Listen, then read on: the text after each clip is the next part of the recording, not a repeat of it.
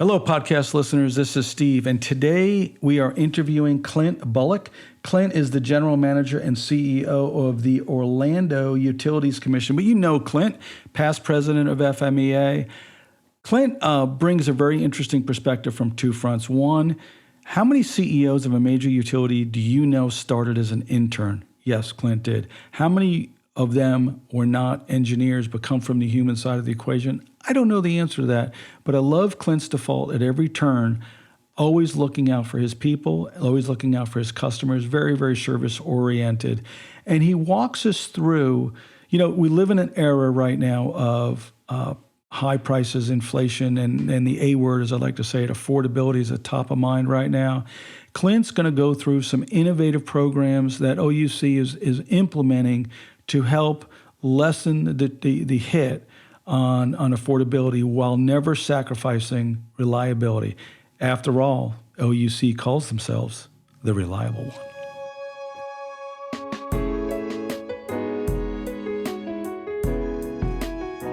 Greetings, I'm Steve Van Coor, and this is the Florida Public Powercast. It's a production of the Florida Municipal Electric Association, and this episode is brought to you by Burns and McDonnell.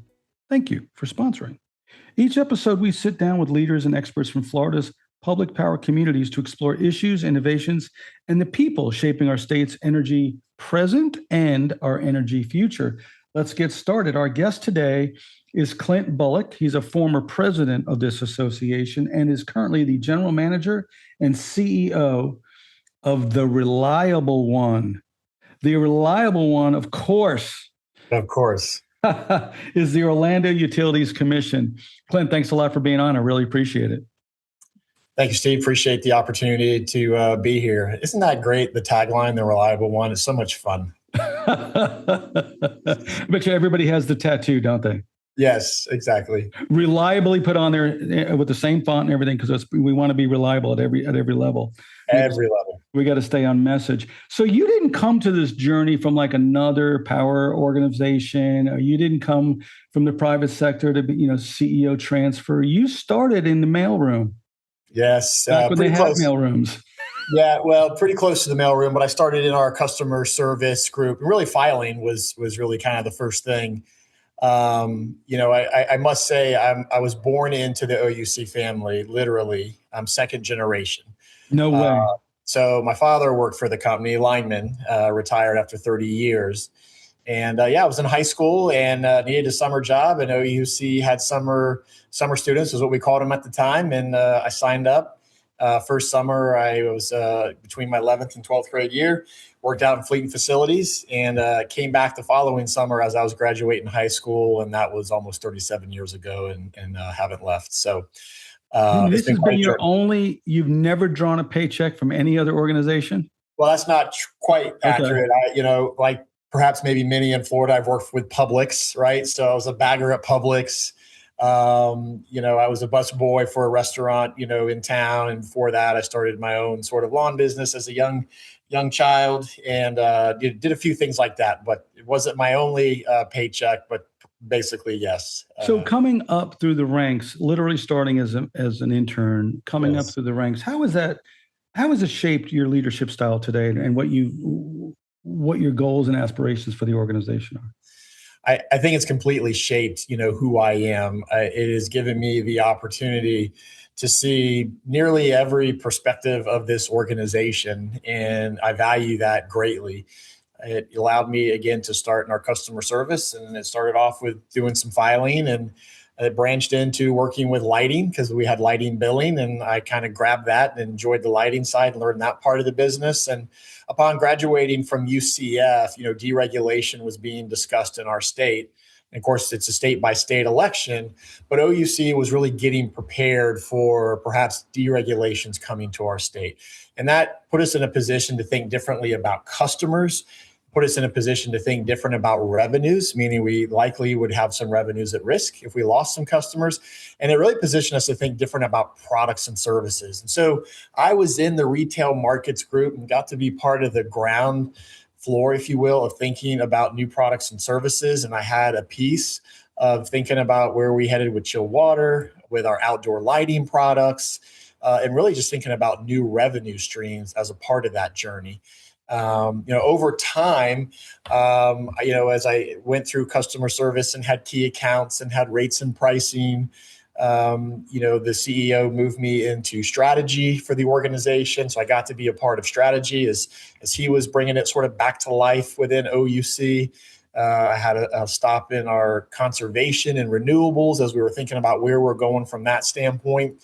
And at one point, Steve, he put me over and said, you know what, it's time for you to go to operations. And so that was probably one of the biggest tests in my entire career, not growing up on the operations side and not being an engineer. I was going to say, going from sales to engineer is really a far end of the spectrum. But what a cool perspective you're now going to have, right? It really did. It really reshaped my thought process. Right before, I was very focused, and these are still very important things. Don't get me wrong: customer satisfaction, call handling times, net present value, or net profit related to a new contract on a lighting deal. But when you move to operations, your perspective has to change. And certainly, one of the most important elements of being in operations is the safety element. And there is just nothing more important than the life of our employees, and it's dangerous work. And they go out there and work for this organization to serve this community, and there's nothing more important than safety. And I think as an organization, that's an important element, an important value. But I think I was perhaps outside the circle in customer service. Mm-hmm. And when you get inside the circle, when you are a part of a safety meeting and there's 100 employees in there and you look them in the eye and ask them to go out and do the work they do. Hard work. Yeah. Hard work. Dangerous work. Yeah. Dangerous work. It's just different perspective. Now what's interesting about this, Clint, is when you said you moved over to operations, right, the first thought I had was, I'm in the communications end of the business, right? And so as we get brought in a lot of times for crises, right, crisis communications, and I tell my clients all the time, I said, look, there's two parts of this equation. The communications part, and then there's the operations part, So like if you're having a trash removal crisis, I can't fix the trash removal part of the equation, but I can fix how you talk about it and who, where we're pointing blame or, appropriate blame. We could be accountable, transparent, and all that kind of stuff. When you said you were moving to operations, where I thought you were going to talk about, frankly, was reliability of the systems, sure, the purchasing systems, making sure you have enough backup transformers after a storm. But I love the fact that you went right to the people. Right. And I wonder if, frankly, and I know there's a lot of engineers who listen to this podcast, and I love every one of you.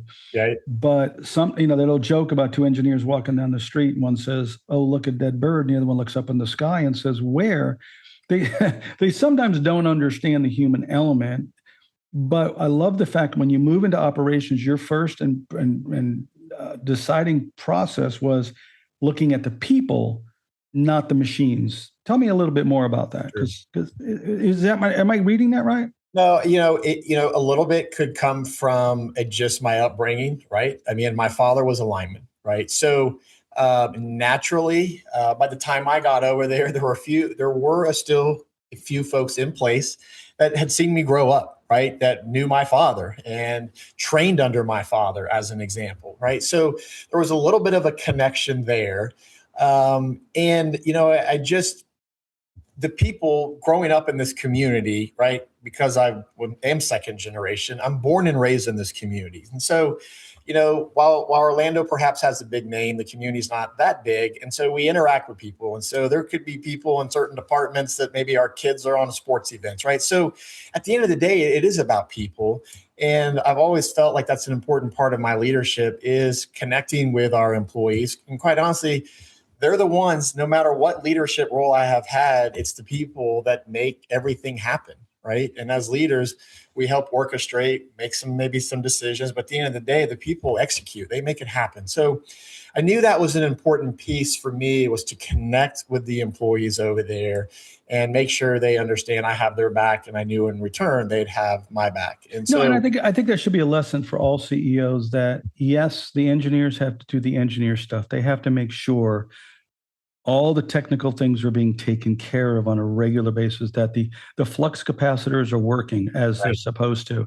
But through it all, no organization, especially whether it's a municipality, a county, or a big business or a utility, It Sure. doesn't work without the human beings who are actually getting up every day, showing up to work and doing the actual jobs. And of all the jobs that can never ever be replaced by AI, I got to believe it's the people climbing up poles That's right. or sitting in a Absolutely. cherry picker, changing out transformers, rehooking up wires, laying new wires, all that kind of stuff. And that's critical and vital. Correct. I think there's no doubt it's critical and vital. And I think ensuring that there's, a safety culture that supports them as much as possible. Again, it's still difficult work, but you have to make sure you've got the training in place, the procedures in place, the tools in place to support them as they go through, again, their everyday exercise. And so, for me, again, it is about the people, and it was really an eye opener moving into operations. And when I became CEO, we revisited our strategy, and one of the things that I knew that I dealt with before is we looked at all of our values, and our values were just single words. Safety was in there, and customer was in there, and innovation. But I knew at the end of the day, as a frontline employee, how do you prioritize the 6 values? It's not really clear to me. Is it safety first? Is it reliability first? And so we were real intentional when we reviewed and updated the strategic plan. We were clear to say, make safety first. That's the name of that Dude, value. I got to Make tell you, I love safety that first. because I have an expression that I stole from Harry Nielsen from the 1970s, which is a point in every direction is the same as having no point at all. And if your values are everything, frankly, your values are nothing. Right. We value hard work, we value family, we value efficiency, we value reliability, we value customer service, we value prioritizing our employees. Well, wait a second, a lot of those are contradictory. Sometimes you have to Yes. choose, and I love Yes. the fact that you chose safety first. So let Right. me ask you something about that, though, because safety, to be safe, requires more training, requires better equipment, requires up to speed equipment, it requires extra checks on equipment. Making sure things are getting near the end of their life, need to be replaced sooner than you might otherwise. All those variables, which you know very well. Sure. Put that on category A. Also in category A is reliability. That's your slogan. We're the reliable one. Yes. Well, also costs money. We are living today, Clint, in an era, the A word is the word coming into this election season.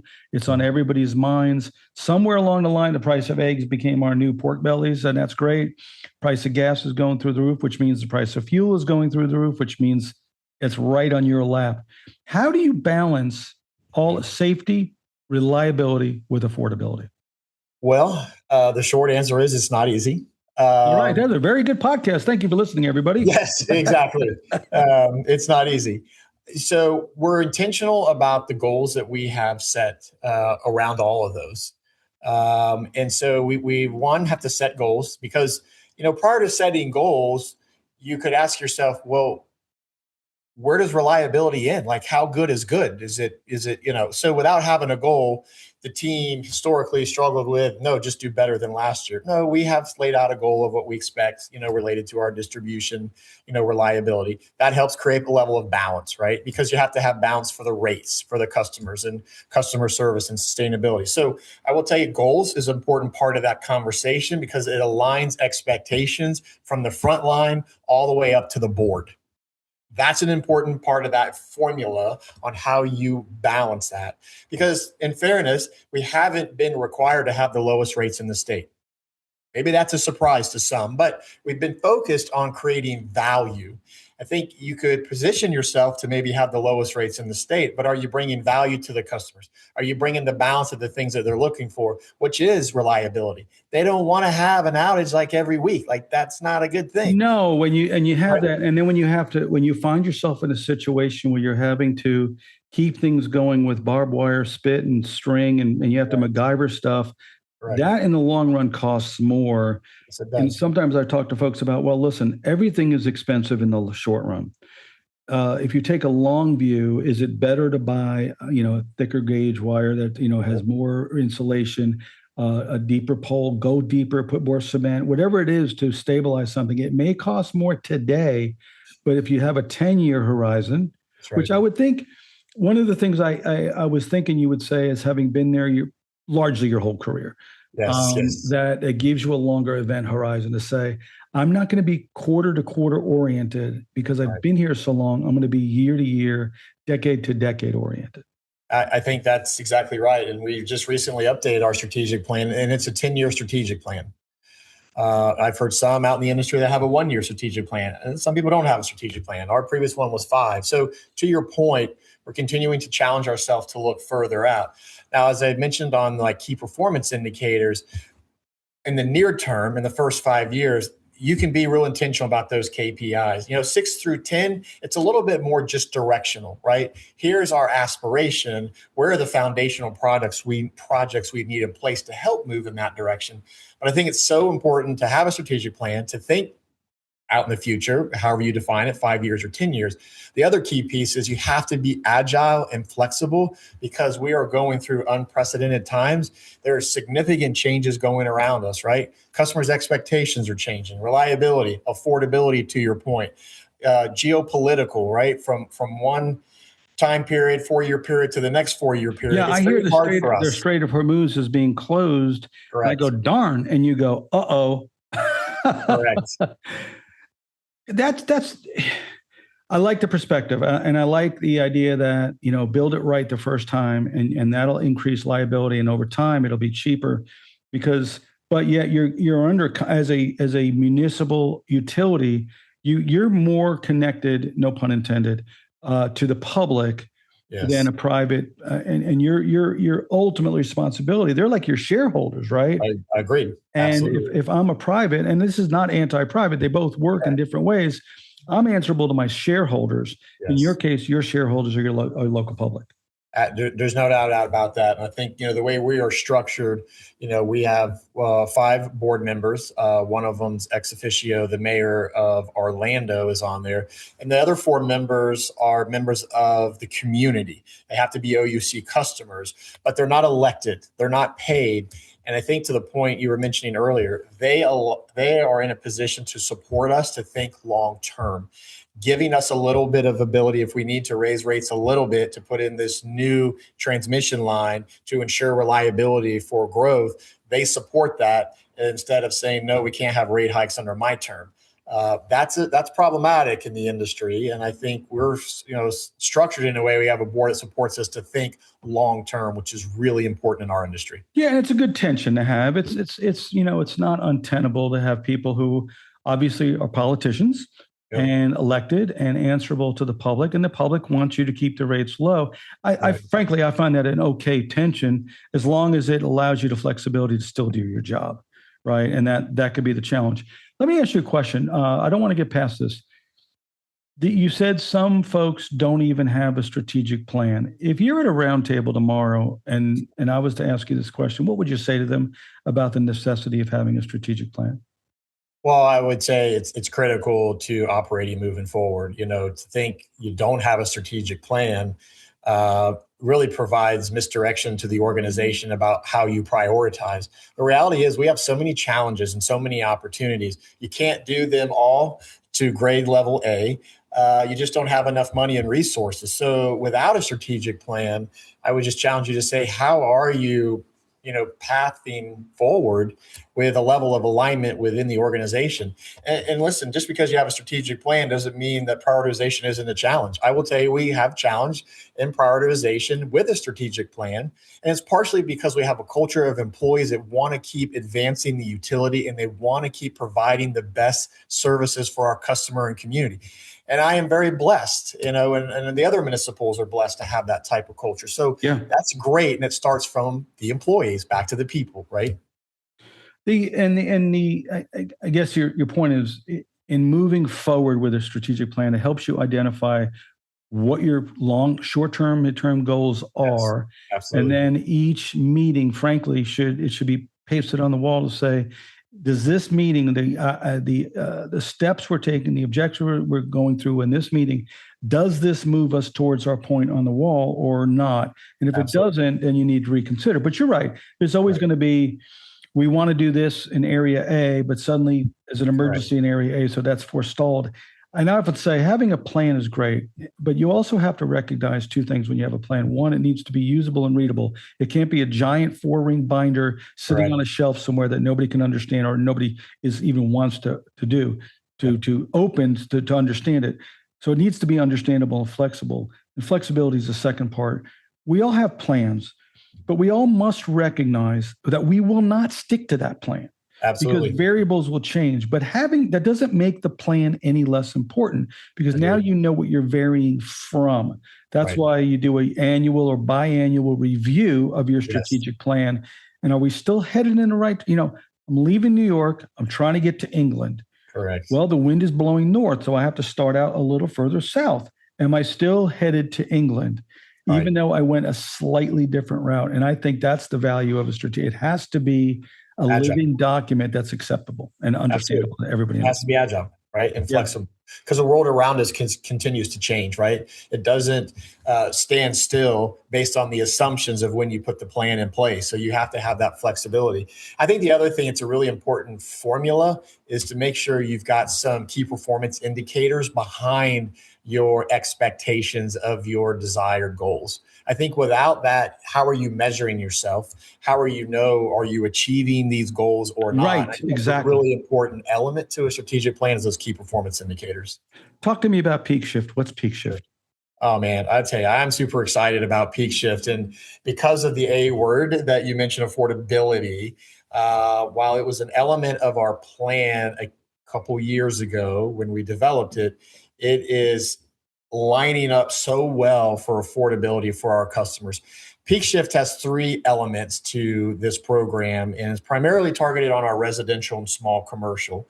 The first part of it is really sort of level setting on net metering to net billing. So we've level set on those. What do you mean by level set? Tell me what that means. So rooftop solar customers in a net metering, anytime they send any power back to the utility, if they have any excess, right? The intent is for them to use it for their desired needs. But there may be times of the day they have some excess, and as such, it goes back to the utility. The utility, in turn, under a net metering program, pays them the full cost of what the utility is charging the customer. So if it's 11 cents a kilowatt hour is what the retail rate is, if the customer has any excess, that's what the utility is paying. So you buy it back at retail? Correct. I as a disinterested citizen of the state of Florida, when I remember reading that and taking neither the side of the utilities nor the side of the consumers, I thought that doesn't sound fair to the utility, because you invested in those wires, you invested in all that infrastructure, you're invested in the employees to keep those things running. Shouldn't you be buying it back at wholesale? But you guys are buying it back at retail. Well, and this is part of our program change, and so we are changing that to. Is that to incentivize more people to do it? No, quite honestly, some would say that that's going backwards with incentivizing folks. But what it is, it's a balance because it impacts perhaps their payback. So if wait, I spend $20,000 to put solar panels on my roof. If during the day I produce more energy than I need, I sell it back to you at full retail versus a wholesale price. How does that disincentivize me from expanding my solar capacity? Well, what it does is it lowers the value you're getting from your excess power, because the utility was paying you 11 cents in a full net metering, and now perhaps in a wholesale they might be paying you back 5 cents. Oh yeah, my wholesale model, but you're paying retail. Yes, we're paying retail, but we're moving away from that. Oh, okay. Yes, we're moving away from that. Okay. So we've got a program, that's one element that we're changing, and we're moving away from that, not paying the full retail anymore. Okay, so to me that seems fair, because you've invested all that stuff. So you'll be buying it at below retail, but it's still incentive to say, if I pay $20,000, I get whatever this or that grant or whatever, lowers my utility bills. And every once in a while I get $12 back on my bill. Correct. That's right. And we're, again, trying to be fair to all of our customers. Correct. Okay. So rooftop solar, non-rooftop solar. And in the same example I'll use on some of these other changes that we're making, we're putting a demand rate in place, again, for residential and small commercial. The historical model that we've all pretty much known for 100 years is you have a fixed cost, fixed charge, and then you pay cents per kilowatt hour. That's pretty much what most of us have known. Now, some other states have progressed a little bit further, but OUC is working to progress, and we're going to now charge a demand rate, a monthly demand rate. And part of it, between this change on the demand rate, and we're going to do it's called shift and save, but a time of use rate, essentially. Don't run your dishwasher right after dinner, but put it on a delay timer, and it'll cost you a little less to run it? That's right. I think the other thing on the demand rate is we want to be mindful that the pool pump, the irrigation pump, the air conditioning, and all the lights aren't running at the exact same time, because all that does is require the utility to build more infrastructure. And so if we can lean in and really do capacity utilization or improve capacity utilization, meaning not have so many peaks, try to get people to push their usage outside of a peak. And utilities need to put a price signal for people that are willing or want to change their behavior. So And we that need to do means that. instead of running my dishwasher at 7 o'clock at night, or lowering the AC both in my office and my home at 6 o'clock on an August afternoon, That's if we exactly can right. somehow shift some of that, That's right. you're financially is behavioral economics is what you're really talking about. Is hopefully 100%. we'll shift that behavior. Run your laundry, run Yep. your dishwasher, run your sprinklers. Obviously not water here, but run your sprinkler, which does cost electricity. Run Yes, these things in off-peak hours, and you'll save money. that's exactly right. But the key for us is a couple of things. One, we need to have the data. And so we've made investments in our automating metering infrastructure years ago. And more recently, we've upgraded that to get down to 15-minute data. So we've got 15-minute data now. So you have to have the data. Then you need to have tools for the customer so they can understand, how am I using the power? What hour of the day am I using that power? And even further, which appliances are causing that energy usage during that time period? So you have to have those tools. Does part of this cover like an app, where if I have an OUC app that I'm walking around and all of a sudden sends me a signal and says, "Hey, dude, you're at peak hour right now and you've got all this stuff going on in your house. You could save money if you shift that to later on." Is that part of the program? It's part of the program. We'll have alerts to help customers know, but they'll have some sophisticated tools to really look at and really get down to the type of appliance that may be causing that. That's kind of where we're working. Wow, that's pretty specific. It's very specific, right? And so we're working with a partner that's got some algorithms that are very advanced that understand your, usage. And you have to feed it some information as a customer, right? How old's your home? How many air conditioning units? How old is it? You got to feed it a little bit of information, but it's going to help. That's the point. We can't just roll out rate changes and not give them the data and not give them the tools to help them. And so we're very committed to those types of investments to help the customers, those that want to lower their bill, make a few modifications in their behaviors, they can save some money. And when we do that collectively across the system, it allows us to utilize our investments more efficiently. Yeah, because you got to power up to the peak, right? You got to have Correct. enough power capacity to the peak, which Yes. might mean if 5,000 more people move in or sign up, or more people go to EVs and they're all charging them right when they get home from work, you may have to build another $400 million power plant. That's exactly right. And so hopefully by right. spreading the usage out over time, you can forestall that major capital investment. I got to ask you a question though, Clint. When I brought this up, this is just an audio podcast, but if they could have seen your face and your body language, you literally jumped up with excitement. What else is, I get the mechanics of it. This is cool stuff. This is something I think every utility should be doing. Why is Clint Bullock that much more excited about this? Because you really were like, wow, it's my favorite Beatles song. Yeah, no, I am very excited about this. I think this is something we've been talking about for a few years. Part of my journey, I was in the rates and pricing group. And so the rates and pricing piece is an element, but there's so much more that has to get done for the customer. And the bill's got to change, and there's got to be more data, and there's got to be these tools. But just like we talked about on rooftop solar, we want to make sure we're being fair and balanced. And again, you mentioned something I want to go to. I'm an EV customer also. But if someone doesn't give me a price signal, I'm going to come home and plug in because it's convenient at 6 o'clock. That's not good for us as a system. So, and I know that, and I'm pro EV, and we have a lot of EV programs within OUC, but we can do a better job as a utility to send a price signal, because it's very easy for me to program my car to start charging at midnight. I was going to say, because they're all pretty sophisticated to say turn on at midnight, especially if it's your commuter car. You don't need to have a full charge every day. Correct. If it's 4 hours on the charger and it goes from midnight to 4 a.m., then listen, everybody, then Clint Bullock doesn't have to build another dang power plant. Exactly. And we could save everybody a lot of money. And that goes to the cost, right? Yes. If you can spread out the demand, that goes to long-term costs, because that $400 million. I don't even know if that's what a power plant costs. I'm just pulling that number out, obviously. That $400 million doesn't have to be amortized across the rate structure anymore because we've balanced it out. We don't have those peaks. Absolutely, right? We're just utilizing the capacity and the investment more efficiently. And that's to the benefit of our customer. And so I get even more excited because a few years ago, while affordability was important, it was about giving customers some more choices.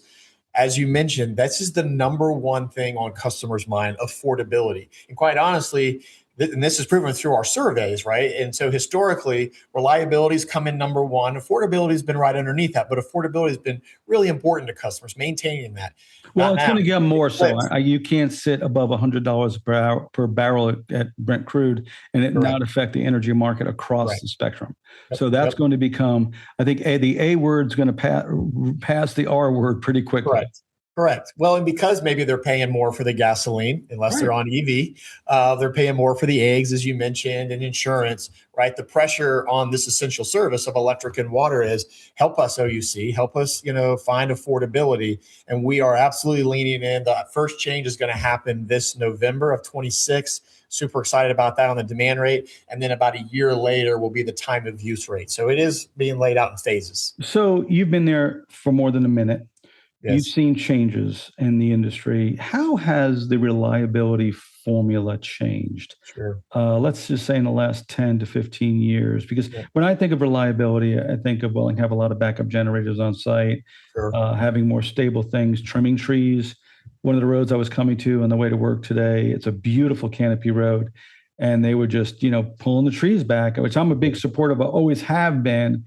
Because, we love our trees, but when they fall on our power lines, we don't love them as much. That's right. But what does reliability look like today that didn't look like 10, 15 years ago? So I think there's a lot packed into that question, but let's see if we can layer it back somewhat. I think technology is bringing greater opportunities to improve reliability for customers on the distribution side. We're able to leverage technology, isolate parts of the system that would have previously had an outage. And so that minimizes the number of customers that have outages. I will tell you, until 10, 15 years ago, it was about sustained outages, right? Customers were like, I had a 30-minute outage. That's not acceptable. It's now gotten into momentaries, right? I can't have a momentary, right? People are working more at home and, they're doing their work at their house, right? And so, I never thought about that. If a 2-hour power outage when I'm at work in the house, right. Doesn't matter. But if I'm working from home, I'm WFHing, as the kids like to say. That's a bad day. Correct. So momentaries now, voltage sags. So, that's kind of changed perspective. People just expect, powers to stay on. And now even when you have momentaries, those become challenges.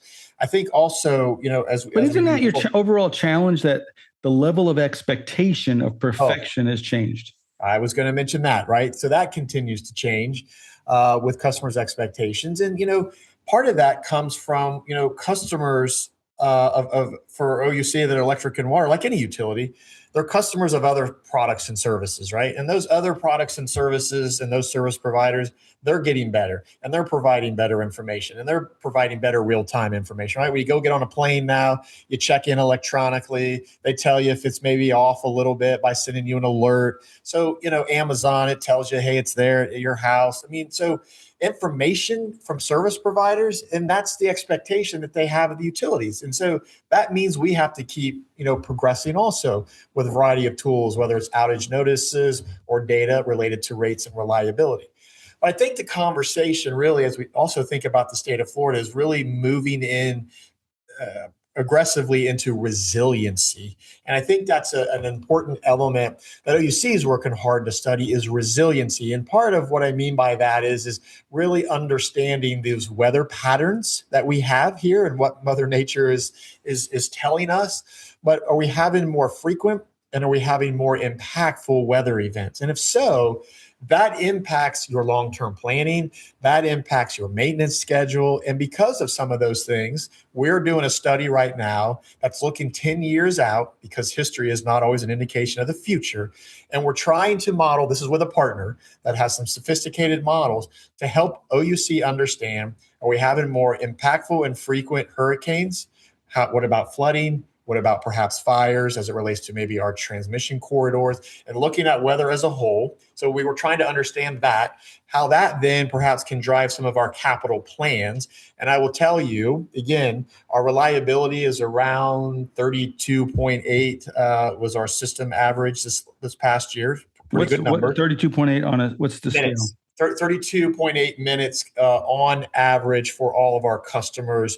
And so some customers, we have 0 outages, and some may have 60 minutes of an outage. But when you look at all the customers across the entire system on average, that's 32 minutes a year, or 32 minutes a year. That's okay. correct. Wow. From an industry standpoint, that's pretty solid. And compared to our investor owns here in the state of Florida, that puts us at number 1. But on the resiliency, wait, dude, you can't just skip past that. You're the most reliable utility in the state of Florida. As we compare to our Public Service Commission investor owns that submit that data, yes, as you compare. Clint, you and I are very different. I would have opened up with, thank you, Steve. Thank you for having me on. It is really an honor to be the CEO of the most efficient electric utility in the state of Florida. But thank you for having me on your show today. Let's practice this. A little bit of humble brag there. Congratulations, by the way. That's really good.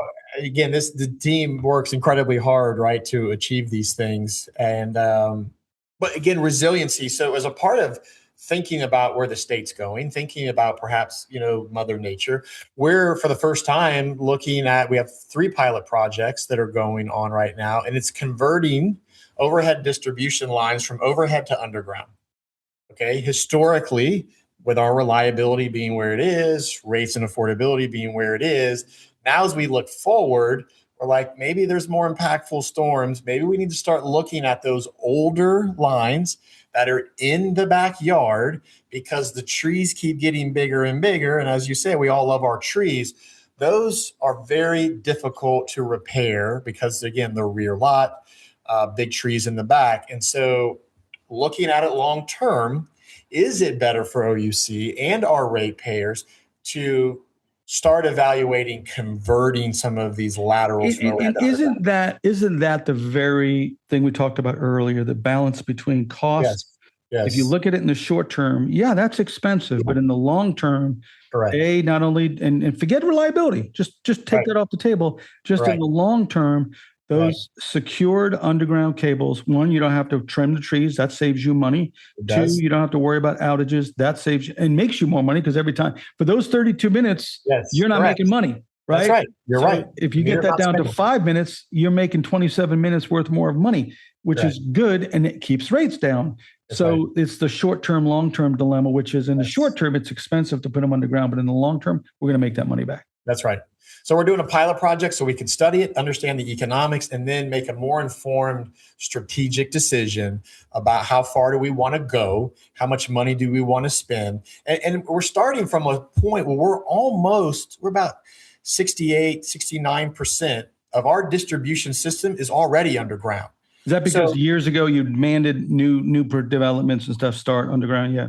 That's correct. So we're starting from a pretty good spot as that goes, but we're just trying to think about the future. And we're just thinking about resiliency, hurricane events, repairing those rear. And we have gone through our system, and we've calculated, and we put them into 3 different categories.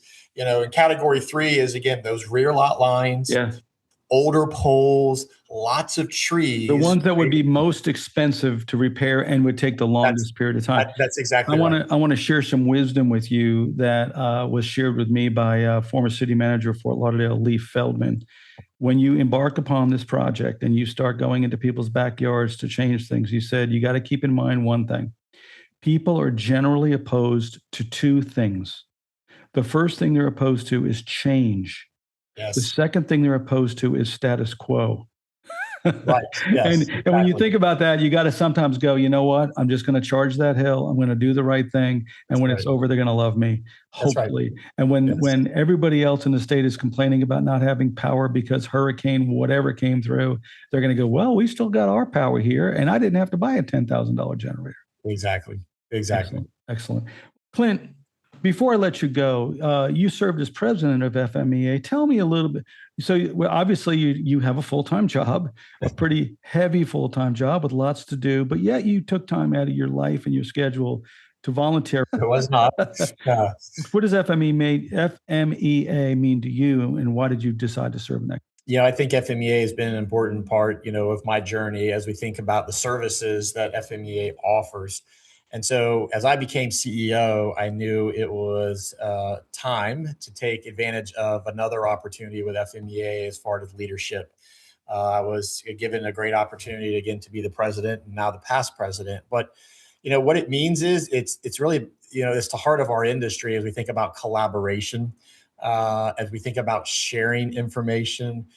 Certainly, as we think about mutual aid, FMEA provides a phenomenal service to help all of us in the state of Florida as it relates to mutual aid.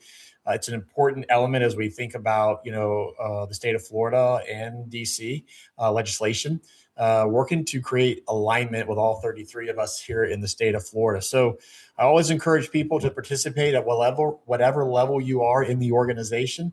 They offer the conferences and the training and the classes, but it's about the relationships that you will make with other members from other utilities.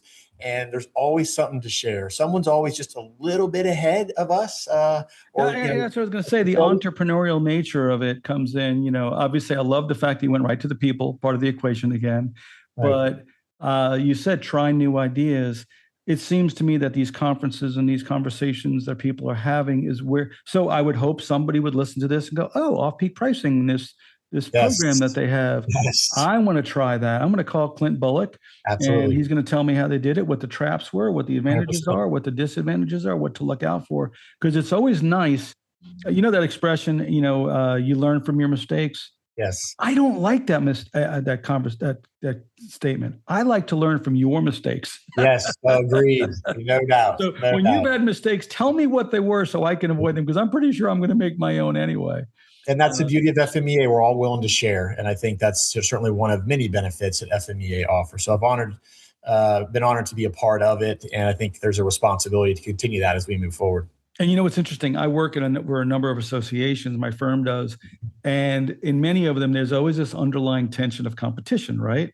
Yes. And in this regard, every moment I've been around FMEA members, there's none of that. It is absolutely, you guys are almost like, we're the army over here by ourselves, and we have to work together. And there's it seems to be very little infighting, a lot of sharing, a lot of understanding. It's kind of like we're the outsiders, and so we need to perform better than everybody else. Here's what I like to say about mutual aid. We're only as good as that last utility. And it can be any event, it could be any of us, right? But the point is we have to stay together. We have to learn from each other. And another philosophical point is we want to always demonstrate locally, federally, state and federally, that we are in the best position to coordinate in logistics related to storm restoration. We can never let anyone think that some other agency can do it better than us. So we're only as good as that last utility. We must learn from each other and get better every single year. I love that perspective. Thank you, Clint. Appreciate it. Thank you. Well, final question. We're going a little bit longer, and I apologize. Oh, you're fine. But this has been so fascinating and so interesting. I love talking to you, Clint, by the way. This is really just a good interaction. I'm learning so much, too. This is great. But looking forward, you've been doing this a while. You started ground up. Your cohorts, your future leaders, your current leaders, what counsel, if you're talking to them now, what advice would you give them as they move forward in their own careers? Well, I think, being connected with the employees is important, right? Understanding where the employees are, having a level of relationship, with them, I think is extremely important. I think on that other side is really understanding your customers. And I make it, an intentional effort. I work on meeting with my peer CEOs in this community of our top 10 customers within a year or two cycle. It's important that you have relationships. And, we talked a little bit earlier about, competition. I like to say competition's here right now. Customers have choice. We mentioned it earlier. Rooftop solar is a choice. Gasoline versus electric vehicle, that's a choice.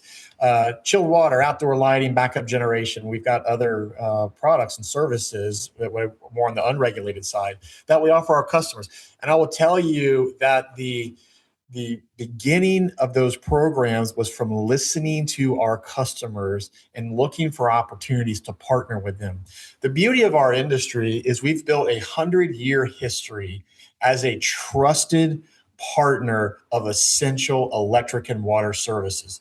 And so when you come to them and offer another service like chilled water, and you're talking to Universal Studios, our largest, or the airport, our second largest, and say, we can bring you this service. It fits right in with our core service. And you need to focus on being the best Universal Studios you can and the best airport you can. Let us take these operational things. We can leverage that, and we've been successful. So my point is maintaining relationships with customers is really important.